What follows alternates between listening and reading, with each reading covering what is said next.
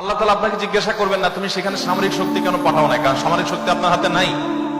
আল্লাহ জিজ্ঞাসা করবেন তোমার বাসায়, তোমার টয়লেটে, তোমার বেডরুমে, তোমার প্রত্যেকটা জায়গা তাদের পণ্যগুলো শোভা পেয়েছে, এই পণ্য বেচা টাকা দিয়ে তারা বোমা হামলা করে মানুষ মেরেছে। তুমি জেনে হোক আর না জেনে হোক, তুমি বুঝে হোক আর না বুঝে হোক, তুমি কিন্তু সেই বোমা হামলার সাথে জড়িত। প্রতিদিন তুমি চাঁদা দিচ্ছ ফিলিস্তিনের মানুষকে হত্যা করবার জন্য। আপনি দেখছেন, আপনি পেপসি বা কোকা কোলা বা সফট ড্রিঙ্কস এদের যেগুলো আছে সেগুলো আপনি ডক ডক করে গিলছেন। আমি দেখছি সেগুলা লাল কালারের ওই পেপসি না, এগুলো হলো ফিলিস্তিনের মানুষের রক্ত। আমরা কয়দিন খুব জোরে সোরে বয়কট করে এরপরে আবার আমাদের সবকিছু সয়ে যায়।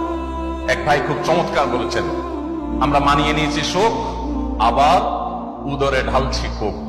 আমরা মুসলমানরা যদি শুধুমাত্র তাদের পণ্যগুলো বয়কটটা যদি যথাযথভাবে করতে পারি, তাহলে তারা অন্তত 50% এমনিতেই সাইজ হয়ে যাবে। আমাদের